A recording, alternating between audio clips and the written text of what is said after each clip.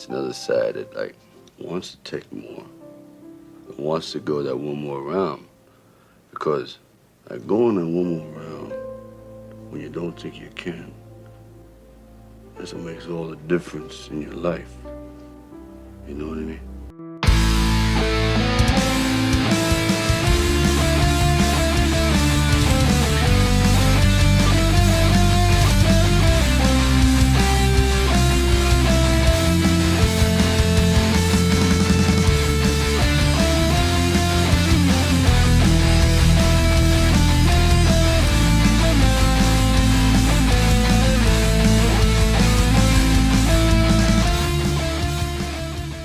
Welcome, everyone, to another episode of One More Round, the Rocky Series podcast. Kyle is coming. He's just going to pop in a little bit late, so we're going to get started without him, but he's going to pop in. But I have with me right now somebody who's not quite as pretty as Katie, but just as intelligent. I'm sorry, Jared. I'm sorry. But just as intelligent, Jared, he wrote it out for me. Jared, why would you write out your podcast for me? Because you are physically incapable of saying it correctly. Wow. Fine. I'll read it out. It says, Jared, you are the host of the Hyperspace Podcasting in the 25th Century. Did I do it like you? I try to do it like you. Yeah, that sounded great. Great job, Ryan. Thank you. Of course, Jared has guest hosted on this podcast already before. He's also co-hosted with me when we've covered a couple of Burt Reynolds movies, and we are going to be doing in late spring, early summer, the latest, we're going to do the sequel to the episode of, what was the name of that episode anyways that we did? White Lightning. White Lightning, yeah. So we're going to cover the sequel, which is Gator. It's part 2 to White Lightning. Okay, we're going to talk about that one. All right, and Kyle's entered. Kyle, how you doing, brother? Sorry I'm late, guys. Oh, that's fine. That's all good, brother. It's all good. Now, you two have met, of course, right? Yeah, we did a show together. That's what I thought. In this little universe of podcasting I've created, I'm not trying to pat myself on the back, but I like the connections that people have made through this podcasting family. It's nice to see that people like yourselves have met each other. And we'd like to welcome everyone who's watching us live right now via Instagram or on Twitter. And I also want to say, excuse my voice. I do apologize. I'm just getting over a cold. I feel better, but the voice sounds worse than I feel. It's in that stage where the voice sounds, you've been coughing for like a week and a half. And now the voice is like, hey, thanks for destroying my larynx. Where you have your sexy podcast voice. Oh, no, man, it's not as sexy as yours, Jared. Deep and rich. I think we had the same cold, man. I'm just getting over a cold too. It's the same thing. Okay. I'm gonna have to mute my mic because I'm like coughing. I'm in that coughing stage now, which I have a feeling the listeners probably don't want to hear. Well, if you both go mute, then I'll do the best I can.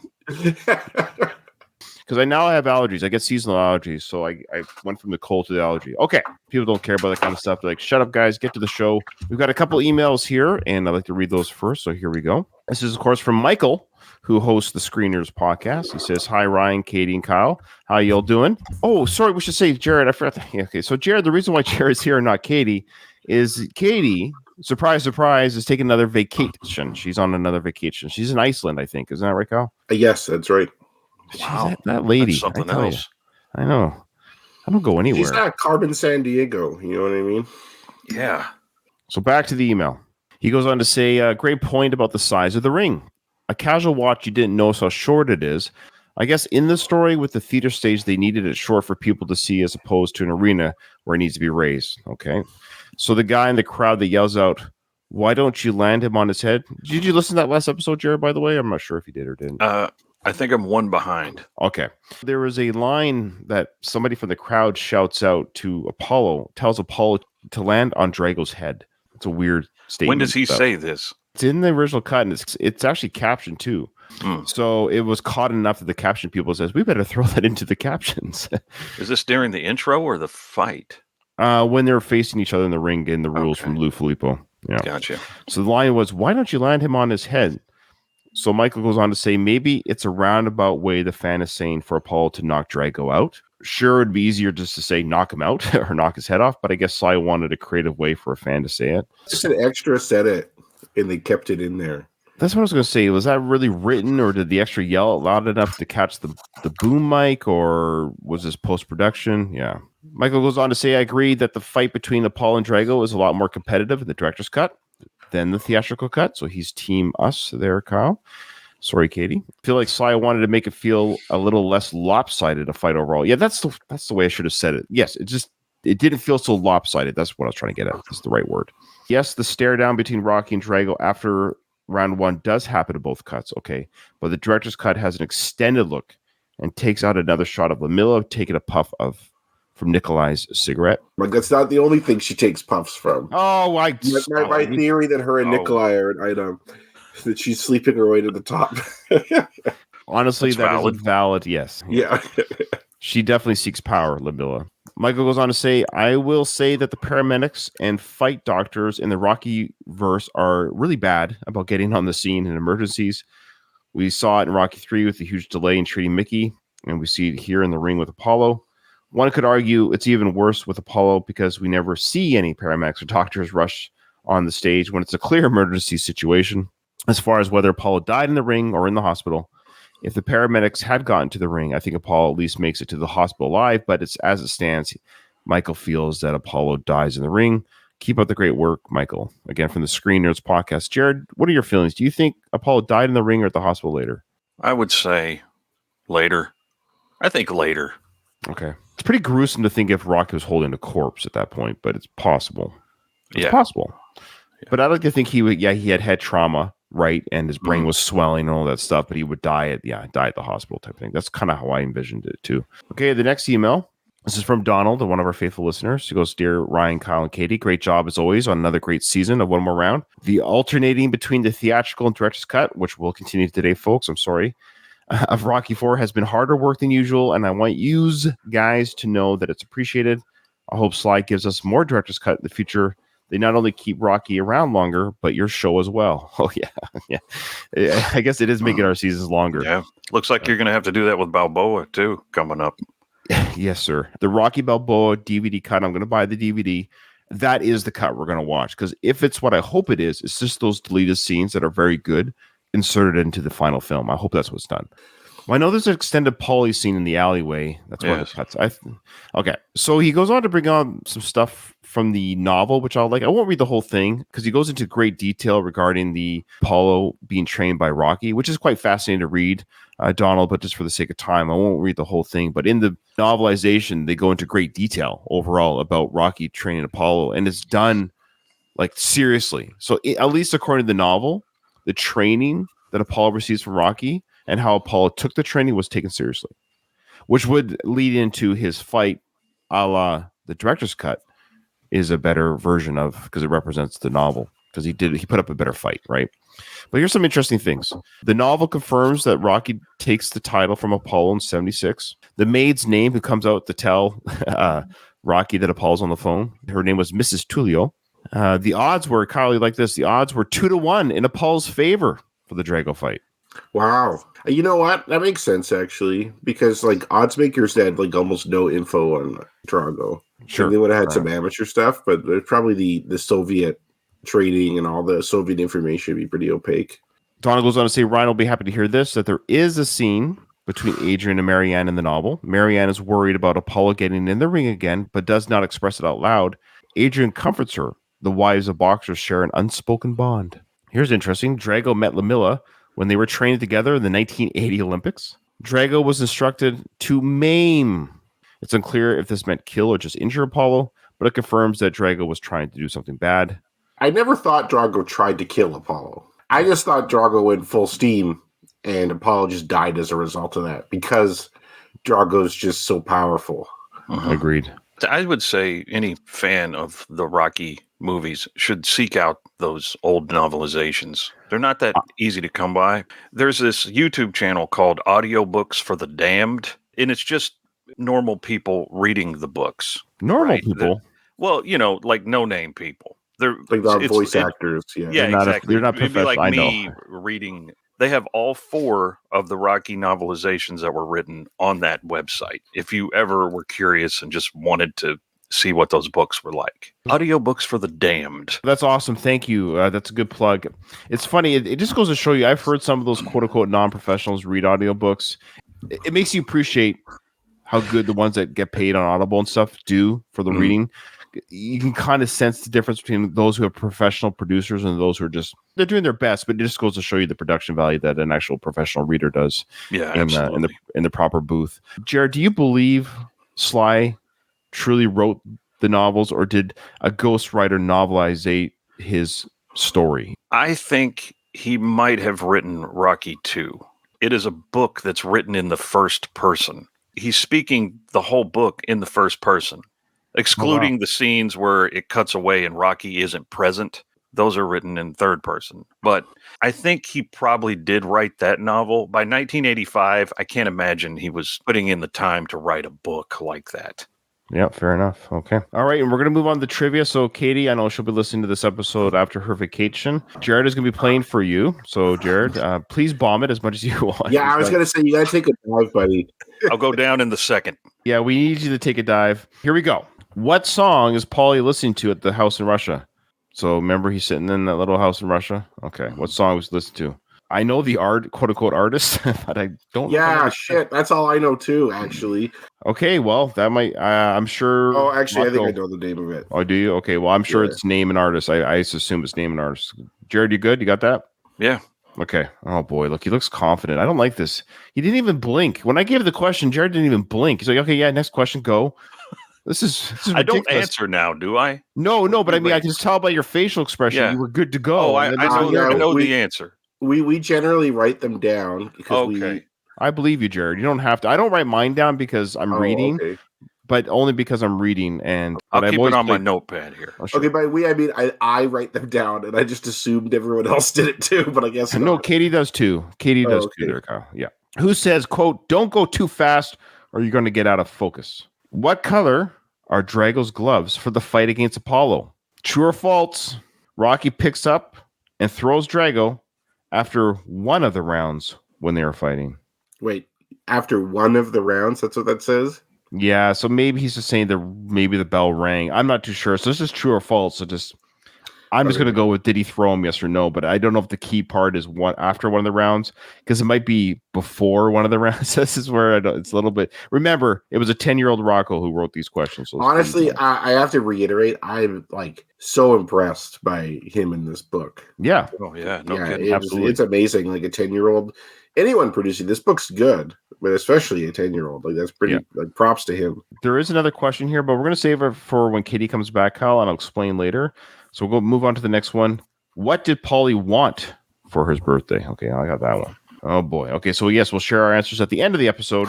Jared will be playing for Katie. I feel like Jared is feeling very confident over there. He didn't sweat. He didn't groan. He didn't do anything. I don't like that. Do you not like that at all? Here's all I have to say. You will lose. Oh boy. Yeah. Oh boy. Okay, well here we go, folks. We're gonna go into the original cut. Jared, have you seen the director's cut? I should have asked that first. Sorry. Yes, I own it on 4K. Yeah, man, I got the 4K Steelbook, buddy. Oh boy, I don't mess around. I own it as well. I don't think it's 4K. It's just the Apple version. So we're going to show the original cut. We'll of course just talk about what we see, but we're going to do.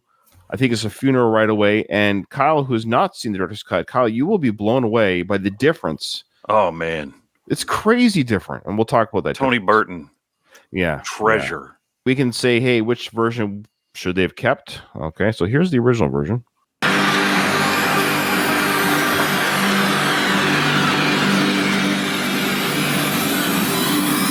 Of course, in the original cut, they stare at each other, but in the director's cut, Rocky just looks at Apollo as he holds him.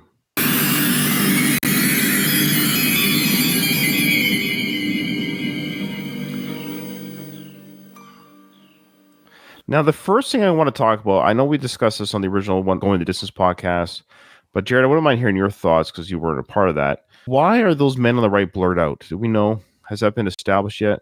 See those men on the right? They're blurred out. Yeah. What I've heard from some people is, you see this statue in the front? Yeah. It's not really there. So yeah, that looks like an optical element they've added. Yeah, so it's weird that those two men, I assume they're men in suits, almost 2.5 men. Hey, 2.5 men. It's Charlie Sheen and Andy Cryer and that little kid. They're cut out there. Now, this statue that's in the front, I can't even make out. Is there a head to the statue? Oh, there it is. Yeah. Okay. So we all see the statue. I think it's Christ. It's a Christ statue. Yeah. Now there's a Christ statue in the front, but that statue is not there at the funeral. It was early CGI superimposed. So I'm wondering if when they put this Christ statue in the front, did it blur out the men behind it by accident or something? No, it looks like he's actively trying to block a whole section of people there. I agree. It looks weirdly. Why is that part blurred out? Because there's a statue there. Mm-hmm. And then I had somebody tell me it's called something like I forget what it's called. I think it's DI something, diapholar or dipolar or some sort of lens issue or something. I know what you're talking about, but that's not what this is. Why are they blurred out then? I think it looks intentional. I have never noticed this before. Oh, okay. Watching this movie since 1985. Oh, okay. Well, obviously he doesn't want these people in the movie, or I don't know, maybe they wanted more money than background extras usually get, and he's just like, screw it, I'm going to take you out of the film. Yeah, it's weird. That's my thoughts. Like, I have no idea, but that's what I was thinking. Just some legal shit where it's like, they didn't sign something they were supposed to sign, and then they held out for more money, and he's like, F you. He'd be right, because, like, I just noticed this too, and I've seen this movie God knows how many times, right? Like, everything's moving fast. Like, we've paused on it, but who would have paused this? And I know what you're talking about, Ryan, with the lens thing, but this is too... When that happens, it's more messy than this. This is intentional. Okay. There's a hard line there. No, I agree. I'm with you. You can almost see the square line above the head there. It's like a weird square. Yeah, I agree with you. It's a barbaric type of, like, almost like clear tape was put over it, almost over the film. Of course, today these people would just be digitally erased, but back then that was not possible. Now you'll notice this cut here too, which is odd. We'll never see Paulie. There's Tony, but I don't think we see Paulie anywhere, even when you pause it. Now, keep your eye out, see if we see Paulie in this. Keep that in mind in this funeral, because that's the original joke, was that Paulie wasn't at Apollo's funeral, but that's not true. There's a lot I could say about this man. I don't know if it matters now. I guess what matters is what he stood for, what he lived for, and what he died for. You always did everything the way you wanted, and I didn't understand that, but now I understand. I love that. I don't know about that piano music in the background. It's not. Yeah. It's an odd musical choice. This little lighthearted. I think this whole score is an odd musical choice, personally. Oh, really? For the whole film or for the scene? Yeah, I don't know. I'm used to it, but I don't know. Vince DiCola was. I guess Bill Conti wasn't available. So. Did you hear my interview with both Bill Conti and Vince? I heard Bill Conti, not Vince. Oh, you should check it out.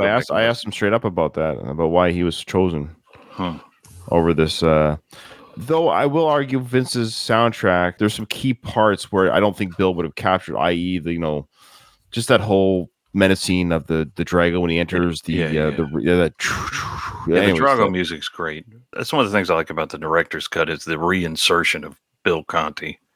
Yep, fair enough, and that we're going to get that with the director's cut coming up here with the funeral scene. It's more, the soundtrack is way better for the director's cut for sure. Sly's speeches to me make no sense. It feels like it's just words that someone like, it's almost like AI wrote it or something. I don't know. I think AI would do better, but what he stood for, what he lived for, what he died for, you always did things your way, and now I understand. Like, what? What's the message you're trying to send?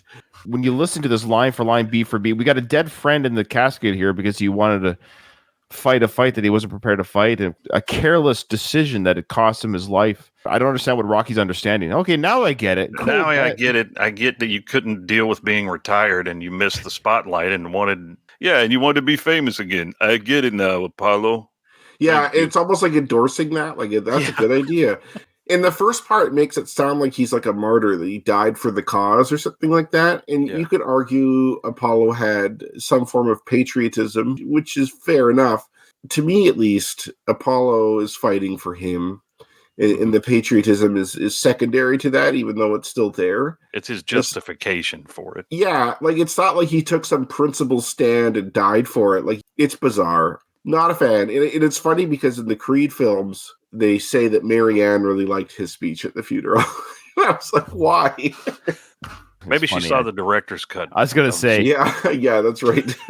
And then she just saw Tony's speech, quite frankly, not Rocky's speech. Yeah, I think we're led to believe maybe the callback is to when Apollo told Rocky, the warrior may as well be dead, which seems like a metaphorical statement, not maybe a literal one. So maybe Rocky's taking it literally. Well, I understand now, Apollo, you're dead now, so now I understand. So, the last part is you did things your way. Now I understand. I interpret that, if I'm going to be charitable, is to say that Apollo lived authentically his whole life. That he did what he wanted to do, and he wasn't just doing it for other people.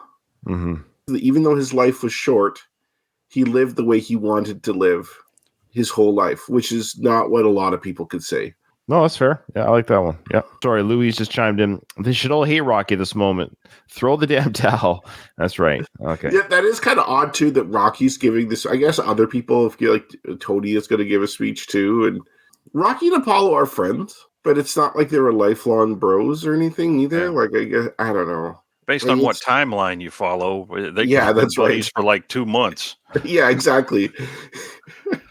I know they had a bonding moment on the beach, and that's all I really know about these guys. It's odd. Tony, he was like a son to me. I raised him. It's like, okay, Rocky, you've got the eulogy. Cool. All right. Yeah, exactly. Like now I understand for what you guys are saying. Tony gives a speech in the director's cut, which makes way more sense. Tony should be the one, or a family member of Apollo. But since it's a film, you can't have a family member you've never seen before give a eulogy, but Tony would be the logical choice. This is where I give some credit to the movie and other movies, or in general, is there's things that have happened in the universe that we, the viewer, aren't seeing. So yes, Tony just gave the speech and all this stuff. So it's just Rocky's giving the final one is all, but Rocky spoke, Marianne spoke, who knows who else spoke? It's just, we're only seeing his speech. That's how I would argue for the film cut. Now, I don't mean to go backwards, but do we see Apollo's parents at this funeral? You see some older people sitting right up front, and I've always assumed those are Apollo's parents. Yeah. Creed Sr., yeah, for sure. I'll never forget you, Apollo. Did Rocky ever say the words Apollo Creed in the 5th or 6th film? I'm just trying to remember now, to be honest with you. He talked about Apollo and Rocky Balboa. Yeah, like when he's telling stories in his restaurant. Like, the restaurant. Okay. Apollo was beating on me. Tommy Gunn says, ever since your first fight with Apollo Creed. Oh, that's right. You could argue, too, that he just doesn't want to talk about it. It's like he's not bringing it up all the time either. It was just fair enough. Plus, a lot of time would have gone by. 20 years would have gone by since Creed died when Rocky Balboa. I know. He said I would never forget you. Not that I would speak about you every day. I know. Yeah. Now, this part I never understood. He puts the belt on the casket. Now, that is the championship belt, right? Yeah. It could be like a replica or something. Pretty sure that champions, even when they lose their title, have like a version of the belt they still have. For instance, there's a news report where like Mike Tyson, you could see him with all his belts, and this is like way after he lost his title. And he's like, these mean nothing to me anymore. And he like throws them in the trash. Huh. Like, those aren't the current belts that are being handed around, right? Like they're just, I think when you become champion, you get. I know. Do they give you a new one when you become champ? Yes, something like that. Maybe. Yeah, I don't know. But I just wonder, in this film, are we led to believe he's giving the belt? Like, is that the belt that Rocky carried, so to speak? And is Rocky burying his belt? I think we're led to believe that is the case. It's very poetic. Yeah. Or it's just placed there, and then when they bury the casket, they take the belt off. Yeah. Maybe. He's the best. And the slow motion walk away, you're the best. There's the heavyweight championship belt. So that's the original cut funeral scene, and now they're cutting right to the press conference. Now let's go to the director's cut. So even on this cut, there's the blur. Why? I don't know. It's interesting. This is well into the 2020s. He could have easily fixed that. Maybe it's like an FU to those guys who, like, if he wanted them out of there. Yeah, you still blurred out. Look at Apollo Creed was a warrior, and he lived and he died by the code of the warrior. The warrior has the right to choose his way of life and his way of death, and we are bound to respect this sacred. There's Paulie. Yep. And Adrian. So there you go. Like, already this speech is way better than Rocky's speech. Okay, I got to mention something. This is timeline related, which is really beating on a dead horse here. You see Apollo's children in Rocky 2, and they look roughly the same age as they do here. However you slice that, however long you want to say is gone by, that doesn't make any sense. Use older kids. Come on, guys. Whoever made this decision, this is not hard. They couldn't get Rocky's kid age right. You think they're gonna get Apollo's kid's ages right? You know, they are sitting down. Maybe they're like 7 feet tall or something. You don't know. There's no way to make any of these films make sense in any logical way regarding time with the evidence they give you as well. Like on we don't screen see evidence. those kids in the theatrical cut. That's right. Those kids are shown in this cut. So it's kind of cool. In the director's cut, we got the kids, and Rocky 2, we got the kids. We got the kids talked about in Creed Part 3, but I was really hoping we get some. At least they were mentioned, at least. Okay. In this life we live, there's always the possibility of holy intrusion. And so it was that Apollo came to know that none of his successes had come close to satisfying the questions he had inside. He gave his life to know those answers. Oh, God. Oh, boy. From my perspective as a dad with young kids, I am offended by this speech. He's talking about the code of the warrior, right? And how he can choose the way he lives and dies, and we're bound to respect that sacred right. And then it pans to these kids who no longer have a father. What about your code as a dad, being there for your kids? What code of the warrior? You're a boxer. Like, this isn't, you're not a samurai in Japan. Like, what the are you talking about? This is insane. I know boxers can consider themselves warriors, but this is taking it too far for me. Just to talk on him, us having to respect those things, and then these kids have to listen to that bothers me. Well, the warrior may as well be dead, Stallion. Yeah, may as well those kids and not having a dad growing up. God. Sorry, I'm a little salty about this, but... Sure. Well, this is why we're here. We're to voice our opinions on the things we see, Jared. You know, I'm not entirely disagreeing with Kyle, but I would listen to Tony Burton read the phone book. I think he's a good orator. He can say these things, whether you agree with them or not, they seem to carry some weight. I think it's good he was given a scene in the director's cut to talk at the funeral. Whether he's spewing nonsense or not is certainly debatable. You know, I'm glad that they included him here. I agree with you that Tony, when he speaks, I listen. Yeah. Well, he doesn't have a ton of lines in these films, but I'd say he does a great job with all of his lines. Even though I'm offended by his speech, I still kind of preferred it to Rocky's, because Rocky's was just like a word salad that didn't mean anything. Just unrelated sentences. Tony's speech, whether I agree with it or not, I understood what he's saying. He sent a message received. That's good. And Rocky is just kind of like, if like the aliens are visiting Earth and they're like, okay, we have to, like, our robot we're sending to infiltrate humans has to speak at a funeral. What's it going to say? Let's put this in. And then. No, I agree. But I will agree also with Luis here, where he liked the speech at the beginning, but he lost me at the end. I got lost at the end too. It sounded poetic, but I was like, I know it's English, Tony, but I'm not too sure what you're saying. Yeah, so there you go. I like Tony's speech. I like the way he presents. I agreed his presentation skills are on point, but some of the English that he said at the end there I wasn't quite tracking. Let's hear what Rocky has to say now. So Rocky's going to say something, I believe, and it's going to be completely different than the words used on the original cut. I owe everything I got and my family has got to you. Good start. Yes, I'm like... That's great. I like this as an acknowledgement that Apollo is responsible for Rocky's life, basically. Yeah, 100%. So here's an interesting question. Now that we're talking about this, had he picked another name, maybe he liked the name Spider Rico. Spider Rico sounds like a damn monster movie. Now, let's say Spider Rico got the chance, and Apollo would have destroyed him easily. There wouldn't have been any going the distance. He would have given him the 2 rounds or whatever, put on a show. Apollo goes on, never faces Rocky, never loses the belt to Rocky in part 2 because that timeline doesn't exist. Does Apollo still end up in the ring for this event here? Or what happens before this event? Would Apollo still be alive? Would Drago have killed Apollo had Rocky never beaten Apollo in part 2? What would the timeline have been? It's hard to say anyone would dethrone Apollo, right? Like, maybe someone would have come by. Yeah, Clubber Lang probably would have lost to. Like, we have all said that Apollo's style is good for fighting Clubber Lang, assuming Apollo's not dumb. It goes for the knockout, which he could have made the same mistake he made with Rocky. He might have. Theoretical stuff, it's difficult to say, but it is difficult. It's a distinct possibility that Apollo would have still been champion at this time when Drago came by. But remember, these Russian guys, they were like, Yeah, he's an old man. Is like it's foolish of him to come to the ring with such a young warrior. Like I wonder because in this universe, Apollo would have been that quote unquote old man. So if it wasn't Clubber that beats Apollo, it's somebody like Clubber in that sense. I think if Apollo was champion, they would have fought him because it's like he's the that champion. looks good for them. Their guy comes over and beats what you guys consider to be your best fighter.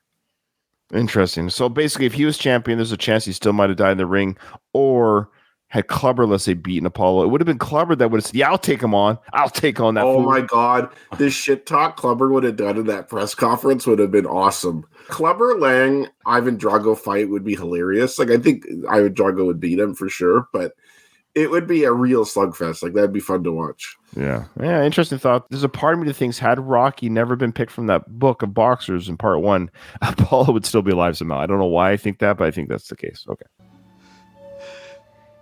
So Rocky's getting much more choked up in this version than he did in the theatrical cut. You gave me a break, but no one else would. So it's another great line. You know, this speech is awesome. I'm like upset that this was not in the theatrical release. Yeah, because he's saying too again, like, yeah, you gave me a break. Remember in part 1, you know, screw you, creepo. Everyone was crapping on Rocky, and finally someone gives him a break, right? And it was Apollo. They gave him that break. And it's saying something nice about Apollo that's not truly boxing related. Like, of course, the background, the context is boxing, but it's not how Apollo is like his altruism, or not really his altruism, but like his brainchild of this idea. Like this is something outside of being a fighter. This is like him being a promoter or whatever he's doing. He gave Rocky a break. He was there for Rocky when no one else would. It makes Apollo look like a good person. This is a great thing to say at his funeral. Like if I'm one of Apollo's kids, this is something I'd like to hear about my dad. Okay, yeah, there you go. He may have changed it the way it was in the theatrical version, because by this time he was I don't think Stallone wanted to show this kind of vulnerability, because he's about to go into some really sloppy crying talk like the Mickey death scene. At this time in 1985, he was like, no, I can't present myself this way because, you know, I'm Rambo. I'm this movie star, and I can't afford to appear so vulnerable on screen. But you know, as a man in his 70s looking back at this director's cut, he's probably like, no, this is the superior scene, and that's the one that should be in it. That sounds right to me. Yeah, I like it. You believed in me, but no one else would. I really loved you, man. There you go. It's a much better scene overall than the word salad. Yeah, it's to the point. Look, you gave me a break, and I loved you, man. Like, so I'm going to assume in Creed, when Marianne says she enjoyed his speech, she's talking about this. Yeah. In my mind, that's what I'm going to go with. And yeah. My mom saw the director's cut of your speech. She really liked it. And apparently, Dipper saw the director's cut. He told Sly, "Yo, I really dig the director's cut, man." Yeah. Dipper. That's a deep cut there. I'm sorry. I'm sorry. Now he grabs the belt again. What I find fascinating is that they do this much filming of different scenes. I find that kind of like these are two completely different scenes. So Sly was like, we're going to film a scene where I'm a blubbering idiot. Sorry, a blubbering man. Or we're going to film the scene to me doing the word salad. I find it interesting that both were actually filmed. Yeah. I'm not a big film guy. I don't know a ton about films, but I think that's every scene. No, I don't think so. But I think sometimes maybe you're torn on a certain scene. It's like maybe we should do it this way, we should do it that way. Well, let's film both and see how it actually looks. Yeah. That's just my guess. I don't know what I'm talking about, but I think that's right, because in the director's cut, there are scenes that are vastly different than the theatrical. Yeah. So it just seems like that's kind of the way he shot this movie. Maybe. Yeah, maybe. For sure. This director's cut is so much better. Now we're going to get Adrian talking to Rocky. This is amazing. More Adrian in this movie, which is always good to have more Adrian. I let it happen. First thing Oh my God, this is the best. Kyle, he's like reacting in real time. All right. So now Rocky feels it's his fault, which is a little bit kind of off the mark a little bit, because in the director's cut, Sly did edit, at least I feel he did, I don't know if Jared, if you agree, where he did grab the towel to throw it, but it was too late. so to speak, because he Yeah. grabbed it in the director's cut. He grabbed it, was about to throw it, but that hit already happened, and he drops the towel. But Also, like, he could have thrown it way earlier too, right? yes, he could. He said it. Yeah, that's right. Between rounds, he goes to Apollo. Don't do this to me, man. Don't. Paul's like, well, don't do this to me. We talked about that. So you're right. Rocky could have fought harder between rounds to tell the ref we're done. We're stopping the fight. You can hate me all you want, Apollo, but we're stopping this. Yeah. It's easy to say all this in hindsight too, right? Of course. Because it could have gone the other way, where Apollo he got knocked out, but he was fine after, and he's like, I'm glad you didn't throw the towel. Like, I'm glad I got to, go down fighting instead of surrendering. Yeah, he could have just been knocked out. It could have been the one punch that knocked him out. Instead of a deathly punch, it was just a knockout punch. And then he wakes up in the hospital like, oh, well, you didn't throw in the towel, and I gave it my all, but I'm not fighting that guy again. And like, come on, you're right. Yeah. But so he says, let it happen. Now he just say, no, you didn't, of course. No, you didn't. It was no one's fault. You can't put all that blame on yourself. He was your friend. We would have done anything to protect him. You have to believe that. So Rocky's like, I'll take that for now. Fair enough. Why the hell did they take that out? That is a crime. That is a crime. That was such a great scene. Because it's always good to have Adrian in there. Yeah. Well, Kyle, you ready for more crimes? You know what, guys? Could we do a quick pause? I'm sorry. I got to step out for a second. You got to pee again? I do. I always have coffee in the morning, and it hits me. It's just next scene is all for you. So we'll just. I'll do a bottle piss next episode. Oh no! Yes. We'll wait for Kyle there. So Jared, actually, while Kyle's going, why don't you plug your podcast and let people know what they can listen to that you've done in recent episodes and what they can look forward to on your podcast? My podcast is The Hyperspace, podcasting in the 25th century. And we talk about nerd stuff. Me and my co-host are children of the 1970s. So we talk about the stuff we love growing up, the stuff that we still love. We've been doing a series recently on franchise fatigue, about how we're starting to get tired of certain things. Marvel, Star Wars is in the conversation. It's been kind of fun to talk about. A lot of the content coming out lately, it's too much. It's not great. And it's just beating us into submission. Rocky is funny this way because we've had 6 Rocky films, which in the realm of today's sequels, that's not very many, considering how many Marvel films are, how many Star Wars films are. 6 Rocky films isn't that much. Thanks for your patience, guys. Oh, it's all good. We're just doing a sidebar here. So if you think about 6 Rocky films over the span of 30, almost 40 years, that's actually not many films over one character. No, it's a good pace. The Rocky series it was always kind of organic in that way, except for maybe part 5 that felt sort of shoehorned in there somehow. But that's an odd film, but I can't wait to talk about that one. Yeah, but it's Rocky. You don't get tired. Comes out. One. You don't get tired of it. And in those days, you got a sequel. Every 2 to 3 years if it was a successful series, right? And that's not too much. But with Marvel, you're talking about 5 movies a year, and they all suck. TV series, and it's just like what? Yeah, no, I agree, and I also argue between if you just want to go with Star Wars, like just the films, the 3. Let's say, put it this way: if you include the Creed films with Rocky, you've got 9 films. Yeah. If you include the original trilogy, the prequel trilogy, and the Ray trilogy, that's 9 films, right? Yeah, I would argue that the 9 Rocky films have less debate about quality than the 9 Star Wars films between the fandoms. Yes, 100%. So that just tells you how good the Rocky films are. That there's within the Rocky fandom, everyone 5. Fine, 5 is their. But you get. I feel like this way, and this is me, and I love Star Wars, but this is me on the Star Wars fans. The only film Star Wars fans like are Empire Strikes Back. I swear. At the end of the day, it seems to be the only film nobody craps on. Every other film is up for debate. It's almost the reverse. With the Star Wars films, every other film is Rocky 5, and the only film that's not Rocky 5 is Episode 5, ironically. Yeah, Empire Strikes Back. And then on the flip side, like the Rocky films, Rocky 5 is the whole Star Wars universe debate. Am I crazy? Yeah. It's good. It's like a mirror image. It's crazy. 5 is the one that everybody has wildly varying opinions on. But even their issues with it, that's the funny thing. And that's what I love about Rocky fans. And the fandom is unique this way. Even with their issues with part 5, people still watch it. And they still kind of love and adore. Like, they never there is the odd ones. Oh, I've never watched that film. Okay, but very few Rocky fans, like very few within the amount of millions of fans, will say I will never watch that film again. But there are Star Wars fans who refuse to watch certain films ever again. Of course, but Rocky V is unique. Rocky V is an integral piece of the puzzle because you don't get to Balboa from Rocky IV. That's not a straight line. It isn't. He has to be brought low. He has to lose his money because Rocky Balboa canon, is a sequel to Rocky V. Yeah, Rocky V is absolutely essential. I like Rocky V more than most people, although I acknowledge in many ways it's a flawed film. Sure. But like the concept of Rocky V in general, of Rocky going back to the old neighborhood, had to happen.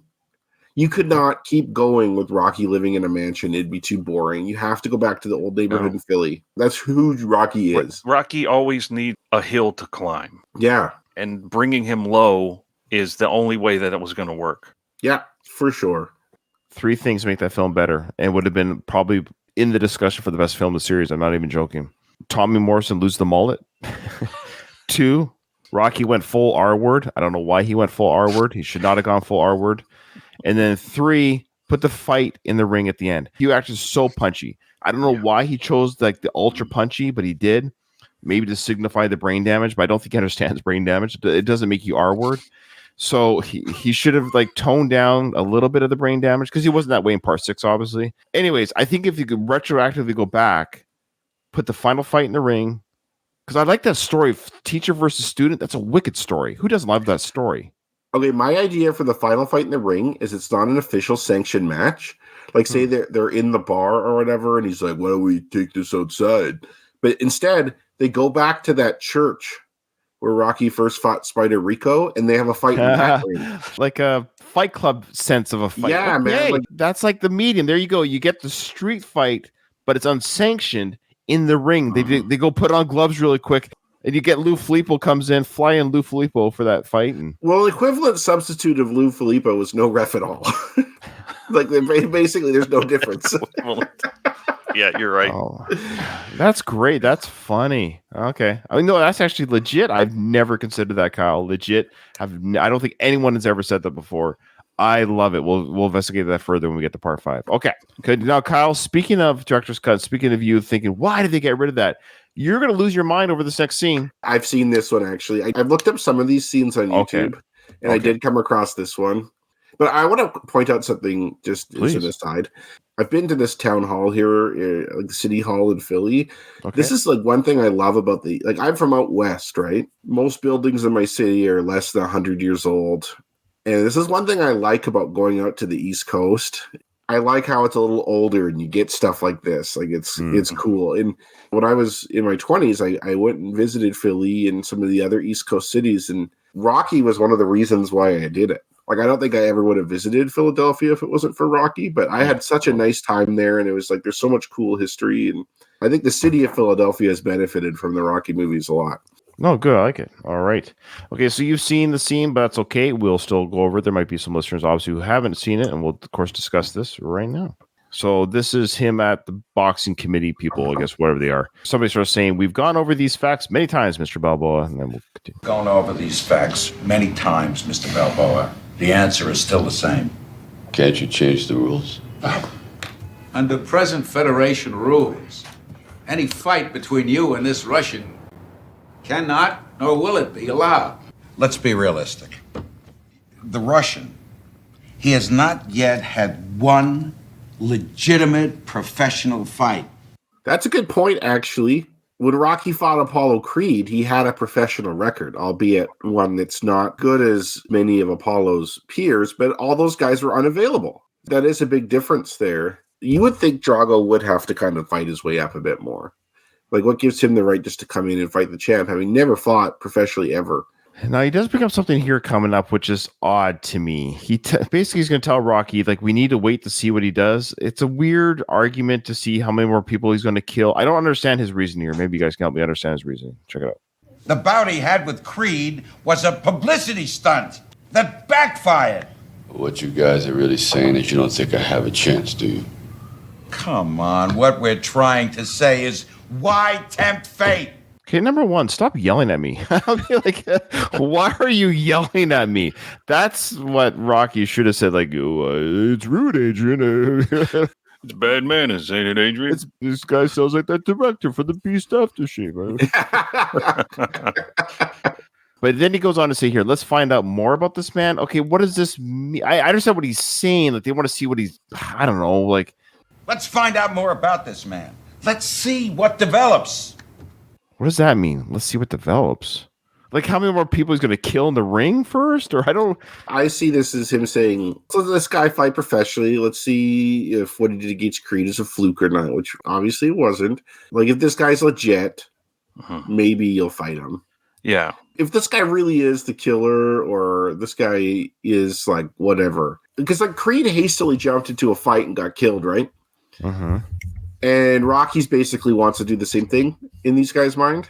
And they're saying, like, give it time. You're acting emotionally right now. Like, Rocky's emotions are leading him to fight here. And these guys, even though they're kind of, like, dicks about it, they're kind of being the more level-headed ones. Basically saying, just cool off. Yeah. He's had one professional fight, and one man is dead. Yeah, that's a perfect record of my books. That's going to count for some. Oh, wait, we don't like that. My apologies. Okay, sorry. But if it prevents another fatality, it's well worth it. Of course. That's the part I didn't understand. So he's saying, look, he's fought one guy and's killed him, but let's see what develops. I don't understand what they're watching to develop. Are they going to see more people die in the ring? I don't like who's going to be the unfortunate victim for, you know what I mean? Like, is he going to be 2 for 2 for deaths in the ring? I'm kind of confused about what they're looking to see develop. Is it just more bodies and body bags? I'm also wondering who would be willing to fight Drago. Yeah, exactly. No. I know Rocky wants to do it because he feels like responsible for getting Creed killed. Imagine if Drago has to start lower and he like fights a mid-level boxer. And it's like, oh, by the way, this guy is gigantic and he killed one of the best fighters of all time in about 2 rounds. Yeah. Oh, I want to comment on Louise's drug test results. That guy who was named Not Kyle, who emailed in the other day. Oh, right. Shared a link to an article that said basically drug testing in boxing is pretty bad. It's not really standardized, and it's like a lot of people get away with a lot of stuff there. So, but that's fair to ask. So why not drug test him first before he fights? But okay, so this boxing guy here, we're going to say best way to boxing ban is one more. So he's saying like we can ban Drago if he has another accident. So let's just Best way to boxing ban. Just one more accident. That's not what he's saying. I think he's saying boxing itself being banned. People keep getting killed. Boxing, we should maybe not allow this to happen as a sport. That would never happen. I don't know why that was put in, because there have been many injuries in the ring between wrestling, between MMA, and he didn't even say death. He called it an accident, did he? Yeah, well, it's not really an accident. Like, he got punched in the head and died as a result of the hit. Like, it's an accident in the sense that it was unintended. Right. He didn't mean to kill him, probably. In the film Cinderella Man, Russell Crowe's character, Jim Braddock, fights Max Baer, this is all based on real boxers. Max Baer had killed 2 men in the ring. There you go. Prior to fighting Jim Braddock. That actually did happen. He did kill 2 men. Boxing's no joke. It's like when human heads are not supposed to be punched that hard repeatedly or something. It's almost like that shouldn't be happening. I agree. Yeah. Especially of this magnitude. Do you realize what kind of magnitude this is? Excuse me. That's a weird. What kind of magnitude this is? Are you stupid or something? You stupid moron! They're really yelling at him for being dumb, as they would like Rocky. This is like, oh, I've had enough of this. I think the context of this meeting is, and they said that we've gone over the facts many times, is this meeting's been dragging on, and Rocky's just not taking no for an answer, and they're getting frustrated with him. I do like that there's like 7 or 8 men, and there is one woman in the room with them, but it turns out she's the secretary, which I love. I love that. The one woman there is actually she's taking the minutes for the meeting. She has no power over the decisions. I love that. I wish Katie was here to comment about Rocky's clothing choices. Oh, that's right. Yeah, that's true. He's wearing this sweater with a jacket. Mm-hmm. It looks bizarre to me, at least. But I was curious what she would think of it. It's bizarre, but it pulls it off. This is definitely Miami Vice inspired. Yes, Miami Vice. You want to know what the bottom line is? You've got rules. We've got rules. Everybody's got to abide by those rules. What? I don't know what that means either. What are Rocky's rules? Code of the Warrior, right? Code of the Warrior, which yeah. apparently all these guys have to follow. Yeah. And then these guys have their own code, which is the business actual rules. And then he says, we got to all follow them. Is he kind of saying, like, I know you're leaving because you're pissed off and you're going to do your own thing anyways, but we got to do our thing here. So yeah. We're I'm okay with this scene not existing in the film. But this way, I think a lot of casual first-time viewers probably even just missed the whole idea that Rocky himself was the champion of the world, that he was truly holding the belt, like he was the one that one would have to challenge physically to get the belt from him. It's talked about, but it's not really stressed. And so when he loses the belt during that press conference, it's said very quickly in the newspaper article. It's like very glossed over that. So I think what this putting this back in Sly is just saying, just as a reminder, I've chosen to be disqualified as a champion to revenge my friend's death in the ring, so to speak. Which I actually don't think is a big deal. Copper was supposed to be his last fight anyway. Yeah. Like, he's not like he was like set on having this long career, and all of a sudden he's making this huge sacrifice. Like, he's like, fine, I don't need the championship. Like, I've proved everything. You know what I love right now is that we have George Washington Duke working with Union Kane right now, trying to get. They're only moments away from, like, they're only like a couple months away in this timeline. Yeah, that's right. Of challenging Rocky to a fight at the press conference after Part 4, because it takes place. The events of Union King and George Washington Duke take place a few months later. Is that weird? If George Washington Duke existed at this time in this universe here, which he presumably does. You know George Washington Duke could make this fight happen somehow. He would grease whatever wheels had to be greased. Like, he would jump on this quickly. Like, there's no way he'd be plotting with Union Kane here. He would be trying to get Rocky. Now that Mickey's out of the way, yeah, he'd be trying to get a piece of this action for sure. Rocky just walks out. I love it. If I could just make a comment about this last scene real quick. Of course. Yeah, go ahead. So you see him by the door, and it reminds me of Rocky Balboa when he's having his conversation with the boxing commission. They tell him to piss off. Similarly, and in Rocky Balboa, he walks out the door, but then he comes back in. He was like, oh, you know what? I wish I would have done this when I saw them in 1985. I wish I would have turned around and told them what I really, you know what I mean? Because I thought the same thing watching this director's cut, that he's actually wearing the same gray colored type suit too in both films. Oh, yeah. That's right. Yep. That's a good catch. I didn't think of that at all. It might be the same jacket, not the same sweatshirt. But yeah. But I would argue, though, Kyle, you're right. He does do that because he's trying to get his license back to box. But I would just argue Rocky at this point doesn't care about the belt. That's why he's leaving. Because fine, take the belt away. True enough. Yeah. But no, you're right about that. I think that's what Sly would probably say right now if we were to ask him. He said, well, yeah, but Rocky doesn't care about the belt. He just, fine, I'm done. You guys are going to take my belt away, whatever. All right. Any final thoughts before we get to the answers of the trivia? No. Now, just as a reminder, I do not know the answers until I officially look. Yes, he only wants the artist, according to Rocco's answer. Oh, good. Thank God. I'm curious what the song is called, though. I made a guess of what the song's called, but I'm not sure. I just know it's a Christmas song, of course. I know the name. Oh, Jared, please. What's the name? It's the Chipmunk song. No, but what's called the Chipmunk song? By Alvin and the Chipmunks. The Christmas song is called? It's called the Chipmunk song. Wow. 100%. If you don't believe me, you can Google it. The way you're staring me down, Jared, I wouldn't even offend you by typing out what looks like Kyle is. I have this album on vinyl since I was like a kid. Yeah.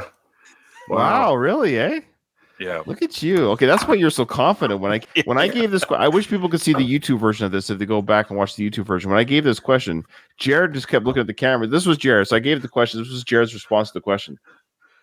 Didn't even blink, didn't move. He just eyeballed. He was like eyeballing me through the camera. That's all you've got? That's all you've got? All right. Question: who says? Now let me do the line as it's read. Don't go too fast. You're gonna get out of focus. That was good. Thank you. Oh wait a minute. It was Rocky Jr. that said that. Oh, sorry, Jr. He goes, my bad. Ooh, you're focus. Did you put Rocky or Rocky? I put Rocky. I put Rocky Jr.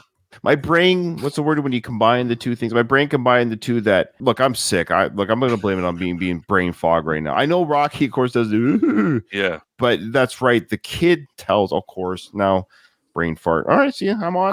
I admire your honesty, Ryan. Yeah. Well, I'm almost honest to a fault. Conflate. Thank you, Louise. I conflated the two. Rocky only does the sound effect, not the. This is where I hopefully get some points back. What color are Drago's gloves for the fight against Apollo? I put yellow. I think they're red. I put red. Okay, I suck, boy. What does the answer say? Does it say red? It's red, isn't it? Yeah, I gave away by saying that I suck. Okay, I want to just make a side comment. I hate white boxing gloves. That's what Apollo had, right? He had white. Yes. Yeah, Apollo had the white gloves. And there's this fight, Anthony Joshua. He lost to Andy Ruiz. Ruiz is like this Mexican guy who's like obese. Joshua was wearing these white gloves too, I think. I feel like white gloves are just a curse. Interesting. I've mentioned this before in the show, those who listen to these episodes, of course, that when it comes to like colors and stuff, my brain doesn't remember things like that very well. I blew that Rocky line. Why did I think Rocky said that? I think I just know he does the sound at the end. I thought to me he was saying, if I move too fast, I'm going to go out of focus. Ooh, but of course, that's what happened to me. Says I'm that. out of focus right now. Oh, you went too fast. Well, we're almost at the end anyways, Jerry. There you go. You came back. Okay. All right. True or false? Here we go. Rocky picks up and throws Drago after one of the rounds when they're fighting. I put true. True. He like picks him up and throws him to the ground like a wrestler. Like a wrestler. Yeah. That's right. It is true. Lastly, what did Paulie want for his birthday? Sports car for my birthday. Sports car. That's right. On the walking trash can. All right, so Jared 5 out of 5, Kyle 5 out of 5, Ryan 3 out of 5. I am like so far behind. This is ridiculous. Jared, you're supposed to take a dive, man. What the hell are you doing? You know what? I'm in trouble. I literally am playing now just for fun. I'm not playing to win. That's for sure. I will mail you a participation ribbon when this is over. Oh, thank you. All right. Well, Jared's already plugged his podcast, but again, check out the Hyperspace podcast in the 25th century. Jared, thank you so much for coming on and filling in for Katie. Anytime, gentlemen. It's always a pleasure. I love doing this show. Love listening to the show. Anytime you need me. Appreciate that. Yeah, Jared, it's good to see you again. Yes, sir. Same, Kyle. Appreciate your contribution. It's always fun chatting with you guys. With that, this episode is over. I didn't hear no bell.